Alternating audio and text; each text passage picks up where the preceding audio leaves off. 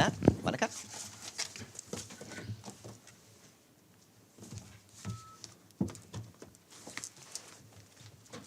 Thank you so much, Farhan, and good afternoon to you all. We will start with some visits that the PJ undertook today. She has spoken at the Valdai Discussion Club in Moscow. The event was attended by diplomats, thinkers, policymakers, and journalists. Ms. María Fernanda Espinosa talked about the challenges to multilateralism, UN reform, and the Security Council.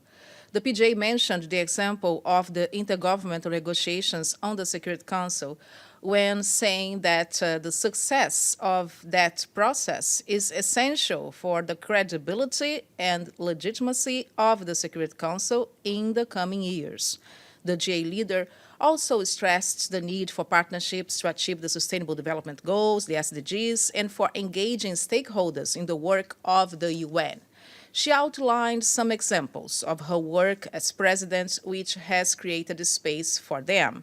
Mrs. Espinosa highlighted the importance of the UN being closer to people it serves and listening to their aspirations. After her visit to the Valdai Discussion Club, Mrs. Espinosa granted interviews to media outlets and moved on to meet students of the Model UN in Russia at the Moscow State Institute of International Relations, IMIGMO. She discussed one of her priorities, youth, peace, and security, and highlighted the crucial and positive role which young people play in decision-making processes.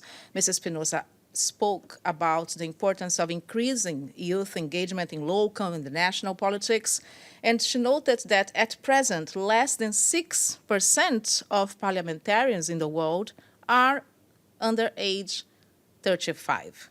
The PJ added that she has worked to ensure that GA meetings include the participation of youth.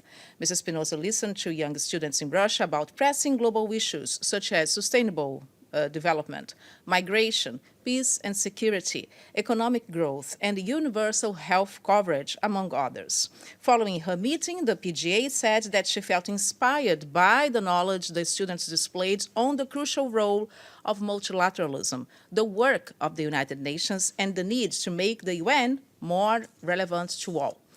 The GA leader took part in a luncheon hosted by the MIGMO University rector, Mr. Anatoly Turknov, and concluded her day with a visit to the Victory Museum in Moscow. More information on our website. And finally, the PJ has written to member states informing that her office will begin an SDG Acceleration Hub social media campaign 3 weeks in advance of the Sustainable Development Goals Summit. The objective is to promote the event and further encourage engagement and participation. Mrs. Espinosa has invited delegations to participate in the campaign by sharing brief quotes from heads of state and government expressing the views on the SDG Summit, as well as previewing any significant voluntary acceleration commitments or initiatives that are being undertaken. The tweets will be posted on the PJ's Twitter accounts and will be also shared by the UN Global Goals Twitter account, as well as other platforms. The SDG Summit will take place on 25th September here in New York. That's all from us. Do you have anything else? Hi, how are you, Georg? Yes, of course, go ahead. And afterwards, Monica, I have you. Hamid. Yes. Same question as I was asking Farhan. When the PGA was in Moscow, just the same time there were mass violence by police on the streets of Moscow. And I was following accounts of PGA. I never saw any mention of that. So have I missed it, or has she raised when she was meeting with, in particular, Sergei Lavrov, has she raised this question when meeting with him of these mass human rights violations? Yeah, her meetings, as you know, Georgia, is still taking place. The last day of her visit will be tomorrow. Of course, you cannot list here every single topic of the conversation that the PGA has with authorities. We had a readout of her meeting with Foreign Minister Lavrov, but other issues and other meetings that will still take place, we will have to wait for them to take place, and we'll bring the readout for you. Absolutely. Sorry, just No, go ahead. Just Yeah. to follow up. So I didn't understand from your answer if she Sure. raised the issue of these human rights violations, which were going on actually at the moment when she was there, just outside the walls where she was speaking on other topics. You are talking Has about... she raised this issue, or she hasn't raised it, and then why? Yeah, you are talking about the protests that have been taking place. I think you and I, we understand that when a meeting takes place between the PGA and other authorities, they are not being guided by the headlines of the day. These meetings, they are arranged in advance. The topics are discussed and agreed by both delegations. And the answer for you is that what we have to say about her meeting with Foreign Minister Lavrov was said yesterday. The PGA did discuss relevant issues in her meetings, and her mission is not over yet, so I don't have anything else to report. If I do, I report it to you, but I don't. But thank you for your questions. I appreciate it. Okay, I have Hamid, and then I go to Stefano. Hamid, go ahead. Thank you very much. As you can see, there are so many groups trying to attack UNRWA itself and discredit the organization rather than focus on some human error or whatever the investigation reveals. Isn't the obligation of the PGA, because UNRWA is mandated by the General Assembly, you see that she's morally obliged to speak in defense of UNRWA against all those who are trying to fish in troubled water? Are you talking about UNRWA in general? Are you talking about the investigation that's going on? About this investigation, Okay. which focuses on some human error, maybe, or human mistakes. Okay. But from that report, they're trying to attack the organization and discredit UNRWA itself. That is the point. Okay. Look, I think we all heard what the spokesperson for the Secretary General said. As you know, I don't speak on behalf of the Secretary General. I speak on behalf of the PGAs.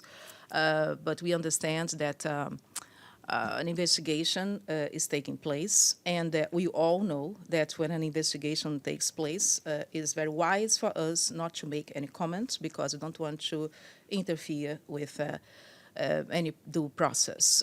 We will have to wait until this investigation is over for the PGA to make any statement. But you do remember, Hamid, through your own questions to the PGA, that she follows, with great interest the situation in the Palestinian territories and the situation in the region as a whole. And her stance is very clear on the need for peace and for dialogue, especially right now. So in regard specifically with the investigation, we are not going to make any comments. This is a matter that the SG is dealing with, and we will wait until it's over and wait for the statements that will be naturally made after it is over. But thank you for reminding us. Okay, go ahead, Stefano. Thank you, Monica. As a follow-up on the question of Moscow, well, we understand that in the agenda of the discussion with the government of Russia, there was not this in the agenda. But because she spoke to, I believe, like you mentioned, to students, right, to young people, I remember that when she was elected, she came out on the stakeout to talk with journalists, that she said that the main pillar of the three pillars of the United Nations for her was going to be the human rights aspect. And we know that the Universal Declaration of Human Rights, there are 3 articles that Russia should be, what's happening in Russia, what happened in Russia last weekend should be concerned, Article 18, 19, and 20. So wouldn't it be for the President of the General Assembly that presents herself like saying that the human rights aspect and freedom of expression is one of the most important pillars of the United Nations? Being Moscow in the moment where over 1,400 people, protesters that were peacefully protesting and expressing their opinion, were arrested, shouldn't she at least, not in the meeting with the government, but when the meeting with the students, mention something, that there is something that, of concern of, and there is a universal declaration, is a right of all human beings expressing their opinion. No, what I think, and again, this mission is not over yet. We don't have every single topic of the meetings that the PGA has held there. So what we have, we are bringing to you. But I think the PGA remains consistent with what she said when she was elected and during the entire presidency. The topic that you are just mentioning, I don't think we should probably see it in a singular or isolated way.